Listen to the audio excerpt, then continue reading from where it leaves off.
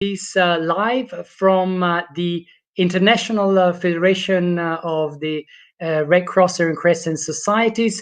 We'll be talking about COVID-19. We'll be trying to respond to questions that you may have about the pandemic and how this disease is affecting you, the people around you, the way you work, the way you live. My name is Emanuele Capobianco. I'm the Director of Health and Care at the Federation. I'm streaming live from Geneva, and I will give initially a very brief overview of where we stand on this pandemic before then giving you the floor to ask all the questions that you may have. So we are now on the fourth month of this pandemic that started in December in China and has now affected the entire world. There is basically no country in the world that has not been affected. And each one of us has also been affected in a way or another. For me, is the seventh week of lockdown here in my house. 2.6 million cases have been registered, and more than 700 people have died. And probably these numbers are quite conservative. We have probably had a much higher mortality. Some countries have managed the epidemic rather well, being able to respond to it rather quickly and minimizing the number of cases and reducing the number of deaths. China on one hand at the very beginning, but also countries like New Zealand and Australia have been quite good at limiting the damage of this pandemic. Other countries have been hit more dramatically. And if we think about the US, there have been more than 850,000 cases there. We're close to 1 million, and almost 50,000 deaths. If you think about European countries like Spain, Italy, France, and the UK, they all have had around 20,000 deaths, and the epidemic keeps moving. And what we are seeing now is a progressive increase in cases in geographies like Africa. So in African countries, we are seeing increase in Latin America. Mexico and Chile are spiking right now very quickly. Russia, in Asia, Bangladesh is of course a country where we are seeing a lot of cases increasing. India is a country of great concern, and the Middle East as well, with rapid increases in cases in the UAE, in Qatar, including also the northern African countries like Algeria and Morocco. So this is what a pandemic is about. It's about a virus that is very good at transmitting itself among humans and infecting people. Over the past few months, we have learned a lot about this virus and things that we didn't know before. So we know that this virus is very infectious. We know that this virus tends to infect people of all ages, but the great majority of people is asymptomatic, which means doesn't have any symptom or has very, very mild symptoms. The symptoms that are more frequent are actually cough, dry cough and fever, and the typical loss of smell and taste that has been reported by many. The disease is a disease that can kill anybody of any age. So everybody needs to be very careful about it and not lower the guard. But the mortality is much higher among people that are elderly, and particularly among people that have that have some conditions, physical conditions, other diseases underlying that weakens their immune system. So protecting them is absolutely critical. And since this is a very infectious virus, this is moving very fast, that's why all the containment measures have been put in place, and that's why in many countries we and you are probably experiencing some form of lockdowns. Lockdowns don't take the disease away. They reduce the transmission of the disease so that the number of cases in a country doesn't jump too high at a point in which there may be the system, particularly the health systems, may be overwhelmed, and there may be extra deaths, not only for people that are infected by COVID, but also people that would access normally the hospital after a heart attack or after a fracture, after a car accident, and they simply are not provided with help. So putting this lockdown measure, this social distancing, is very important to reduce the amount of cases, but will not take the virus away.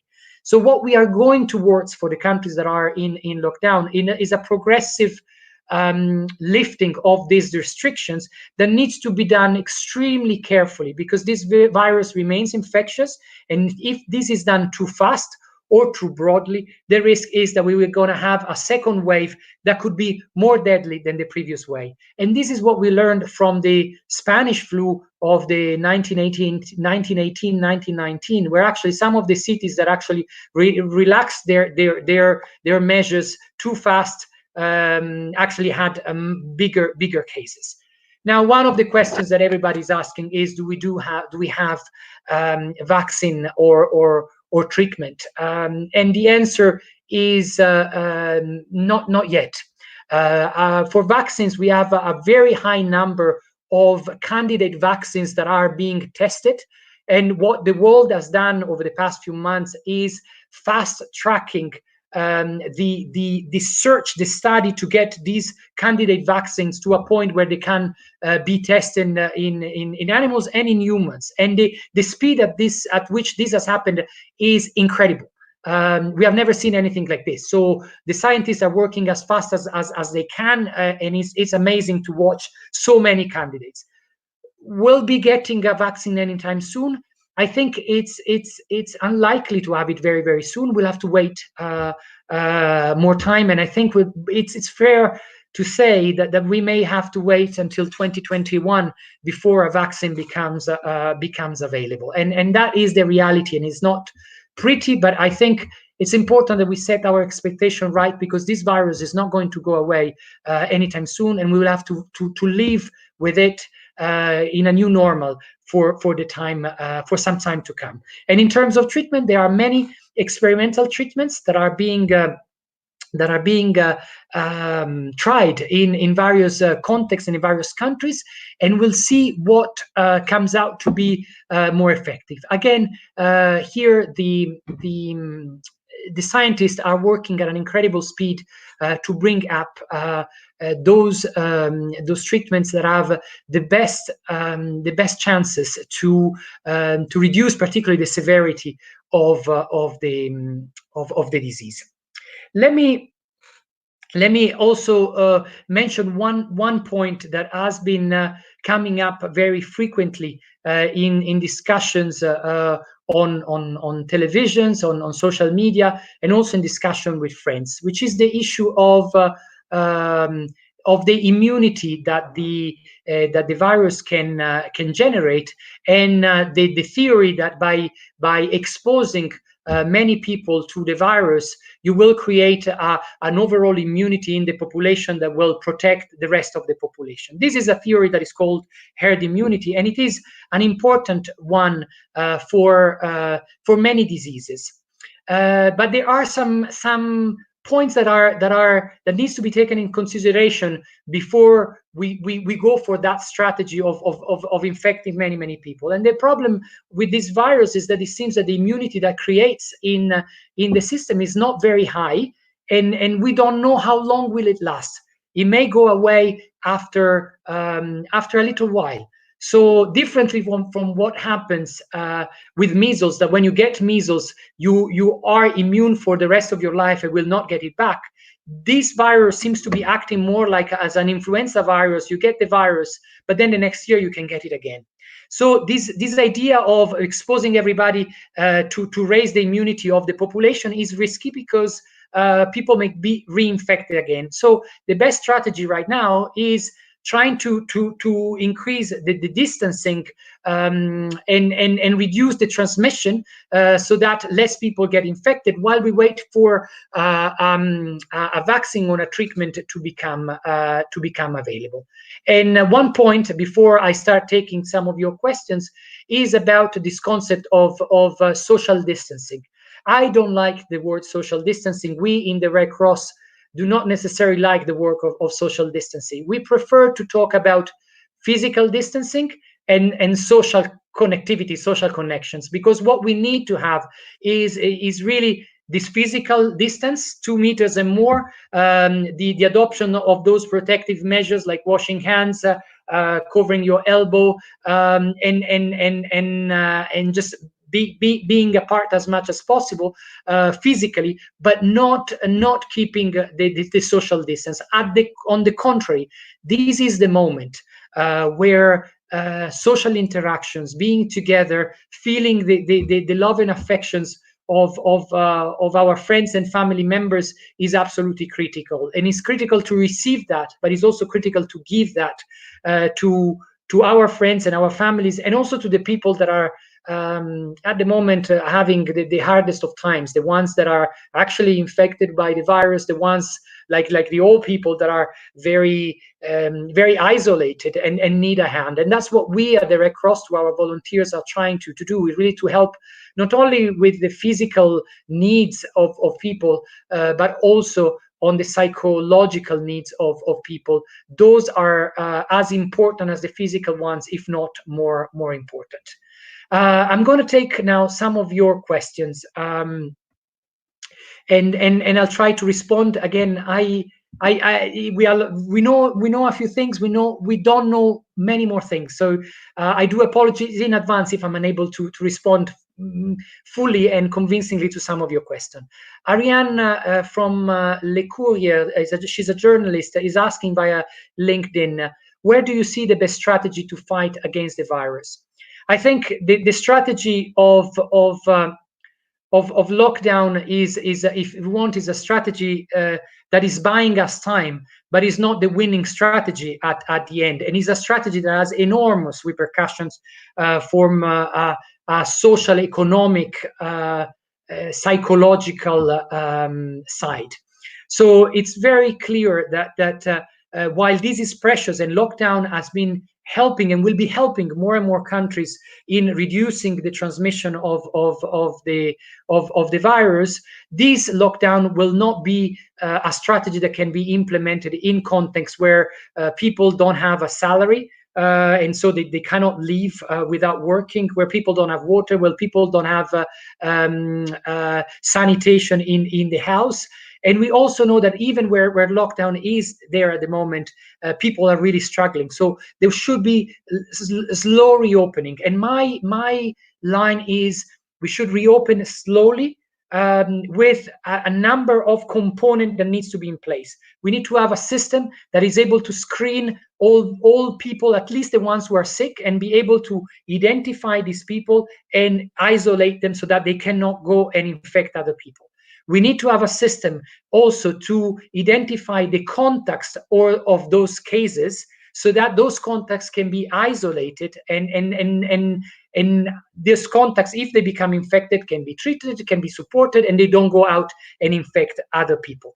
The other thing that we need to do is strengthening the health systems, increasing the capacity of hospitals, particularly of intensive care unit, reviewing the capacity in terms of human resources in hospitals, particularly doctors and nurses, and supporting doctors and nurses also from a psychological point of view, because many have gone through terrible times and will go through terrible times. And this strategy of lockdown, where possible, release, slow, cautious, very controlled, and potential re-lockdown when needed, will allow us to go through what we are likely to be several waves of disease that will come over the next few months.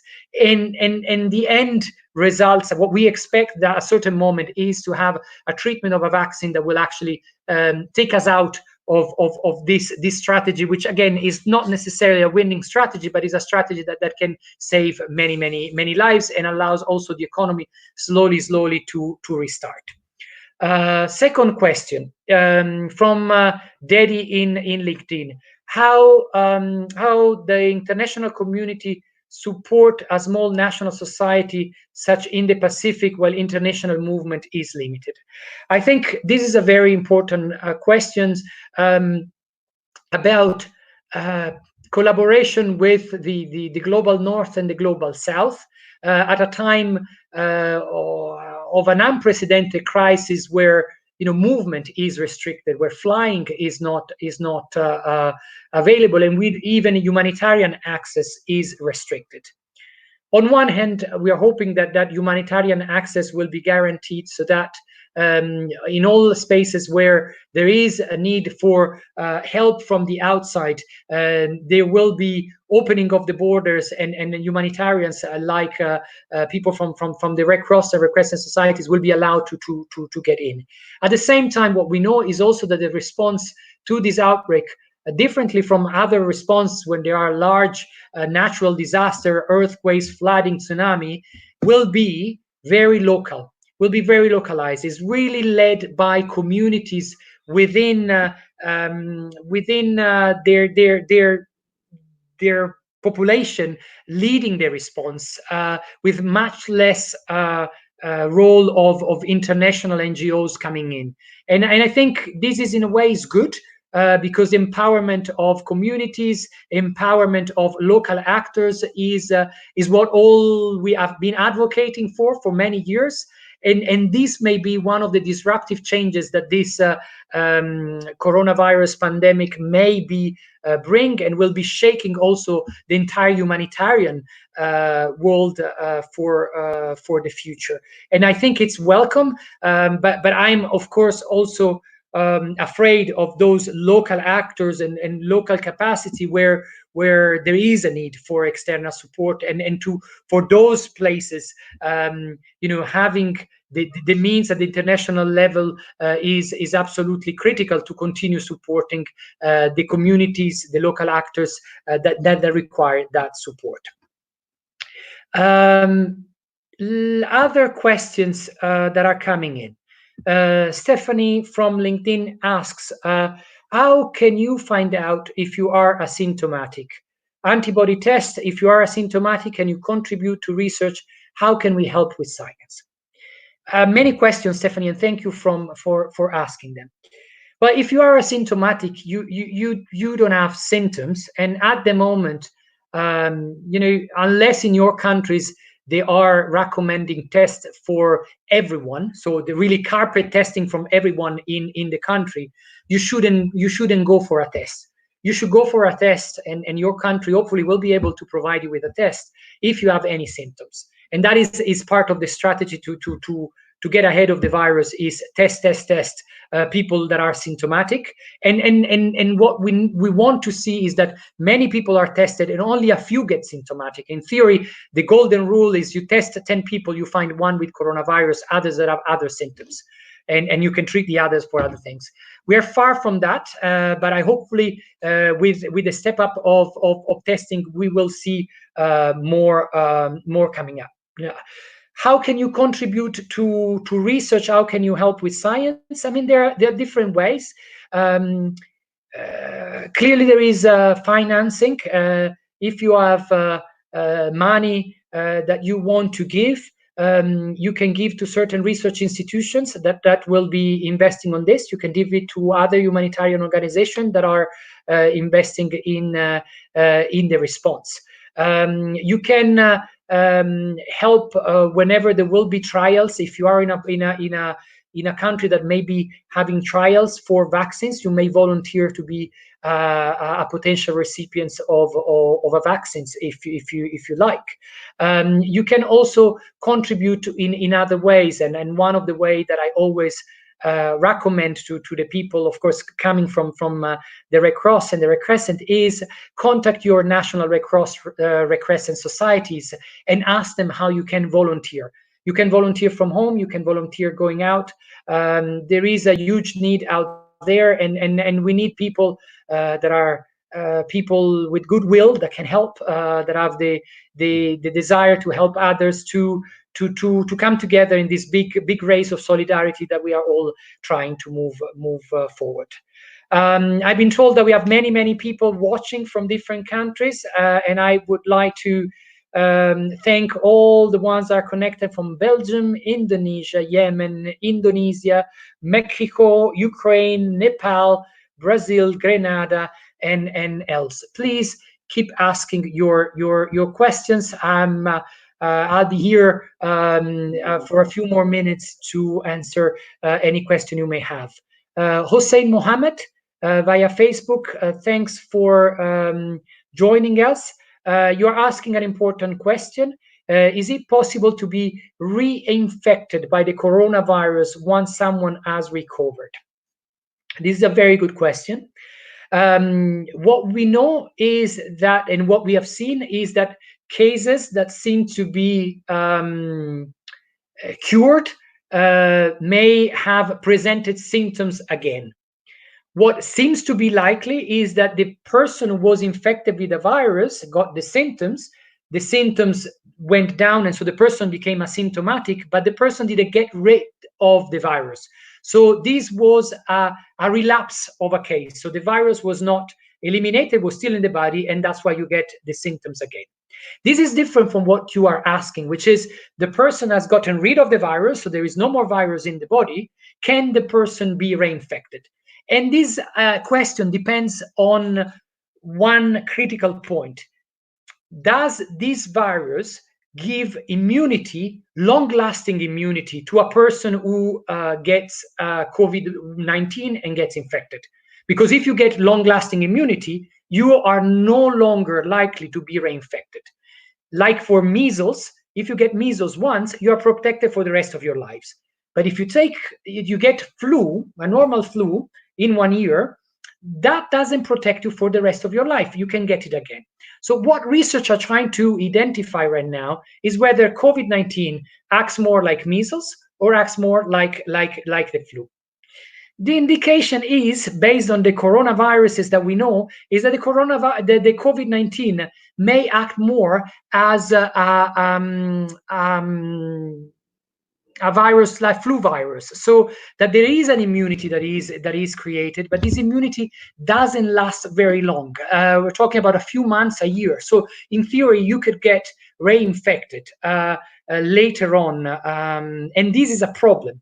It is a particular problem, allow me a second here, in case of a strategy that is actually trying to build immunity in the whole of society. There are some that are advocating to have everybody exposed so that we build an immunity in the society that is very large, so that we will protect other people that haven't gotten the disease yet. What we don't know is whether this immunity will actually be created and will be lasting. So that strategy is a very risky strategy, because if that immunity is not created, you are just exposing a lot of people to the disease. Let me take another question from Jesus Matsuki on Facebook. What are the expectations of the less fortunate countries to receive help to face the COVID-19 due to this pandemic will not be over until we beat it all around the world? Now, one sentence that we use very often is nobody's safe until everyone is safe. And what I paraphrase by saying that global safety depends on individual safety, and it is the safety of everyone around the world, of the entire world, depends on the safety of a single individual. And so ensuring that we manage this not as a problem that is in one specific country or in a specific region or a specific city, but as a problem that is a global problem.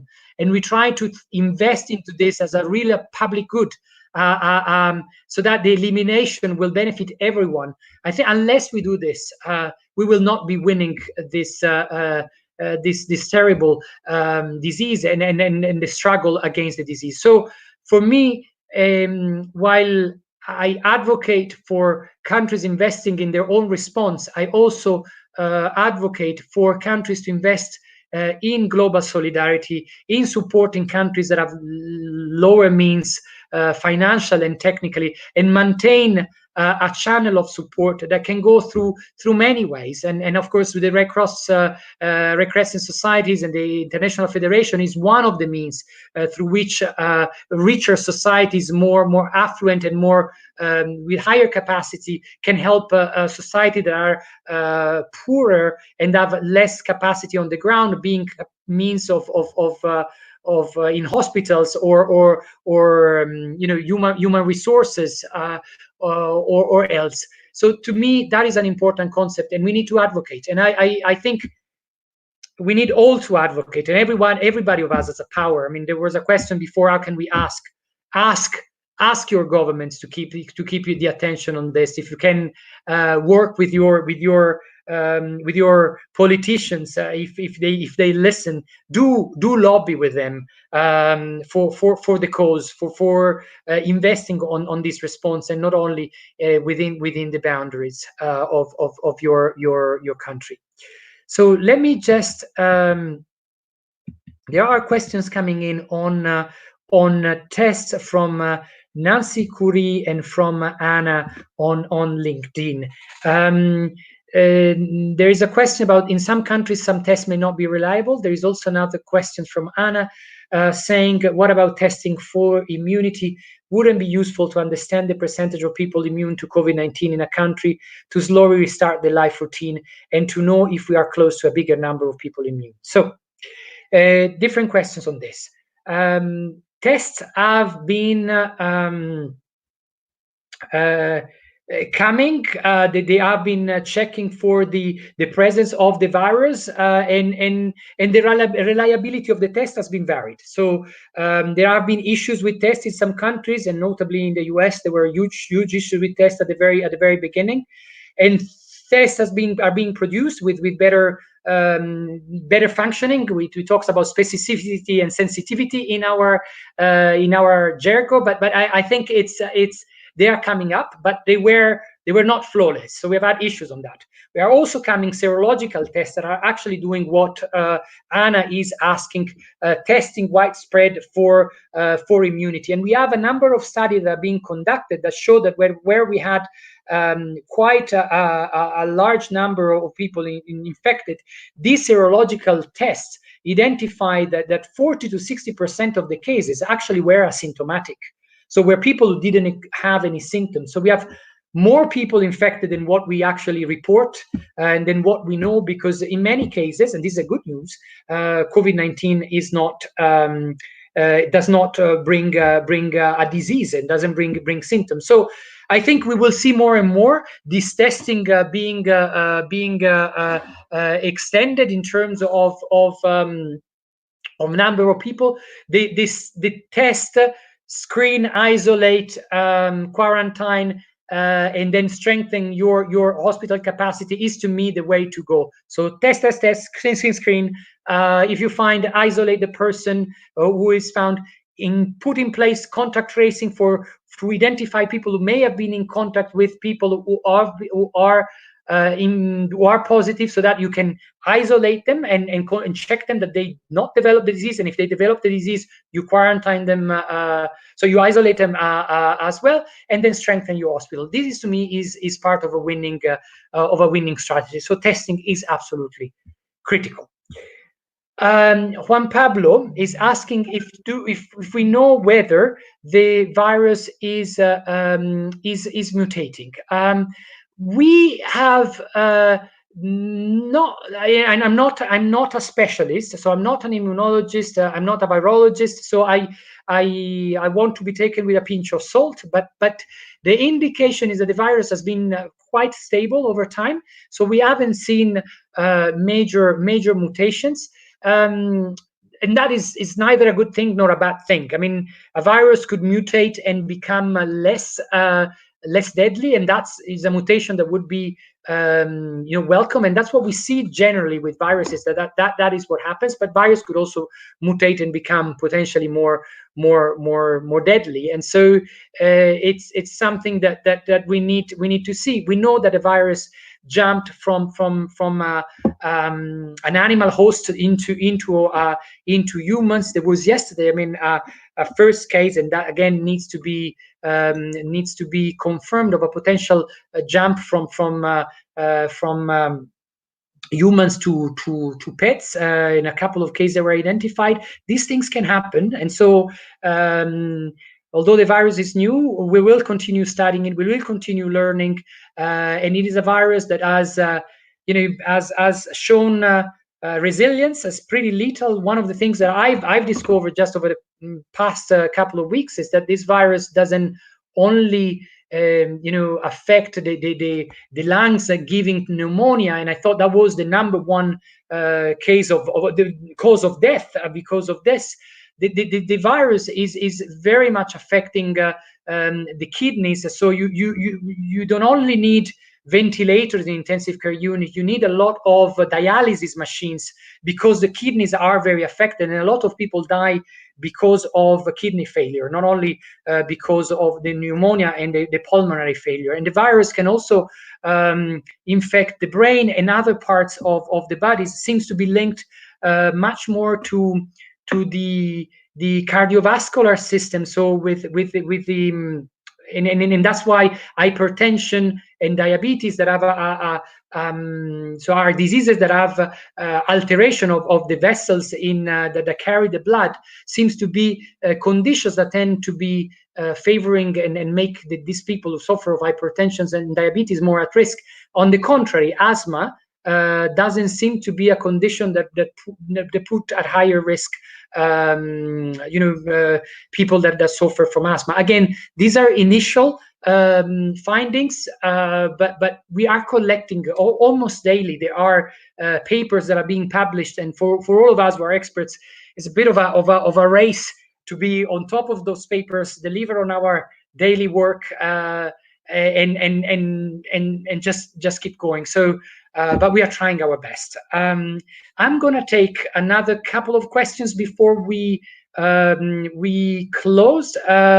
Andrew Oliver Smith is asking how many days after infection transmission would tests start to show a positive infection results. I don't have the exact answer to this, and so I'm not going to venture into saying a number, because one of the biggest question is, you ask after how many days after infection transmission. So very often there is an incubation period that is of 3 to 8 days on average, but can go up to 14 days. In some cases, we heard 24 days. And that's before the person becomes starts developing the symptoms. And I think when you have symptoms, clearly you are going to get the positive to the test, but you may be able to be positive to the test even earlier during the incubation period, or where you are asymptomatic. So, but I don't have an exact figure on that. Suman, what is the main role of I4C in the response? And I think there is another question from Andrognicus in LinkedIn that is also asking about the work of the Red Cross and in Nigeria and beyond. So I think this is a good way for me to try to wrap up what we do. So we are the International Federation of the Red Cross, and we are made of 192 Red Cross and Red Crescent national societies in almost 200 countries, and probably in almost all the countries where you are connected from, you have national societies. These national societies are made of volunteers, and they have some staff that are backing them. And the volunteers are have been supporting from the very beginning of this pandemic. First, in screening the cases and helping identifying the cases. Second, to referring the cases to the hospitals.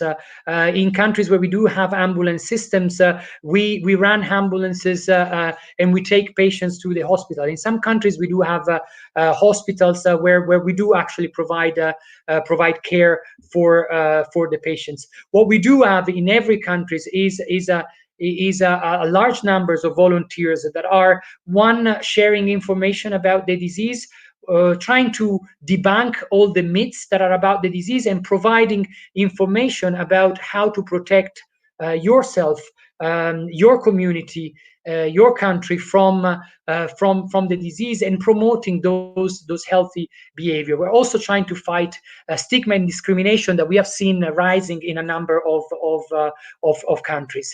Last, we are supporting people in need, and particularly the most vulnerable, with what they need. We are really taking care of a lot of old people, which are really hit by these disease, by providing material support to them, but also providing psychological support. We are taking care of homeless who don't have a house, and trying to protect them from the disease. In low-income countries, we are providing food parcels for people like in Syria who don't have to eat, and they are really in a difficult situation. In other countries, we are really helping the governments to set up the systems, like the quarantine facilities for people who may be getting symptoms. We are spreading information. We are creating water points, providing soap where there is no water point, where there is no soap. We are providing cash support in countries where people have no money, and they need cash to buy their food. So there is a huge range of services that we as a Red Cross are trying to provide to people in need. And this is thanks to also the support that we have received from a number of donors all over the world, and that I would like to thank. Also officially a number of private companies, a number of individuals who are really come our way. What we know is that this emergency is going to last several months, that we are entering a new normal that will last for months to come, and will affect each and every one of us. We also know that we're going to get out of this only if we stick together, if we bring the best out of each other as a person, out of each other's as communities, out of each other's as countries. And humanity is what brings us together. Humanity is the biggest principle of the 7 principles, at least for me, of the Red Cross.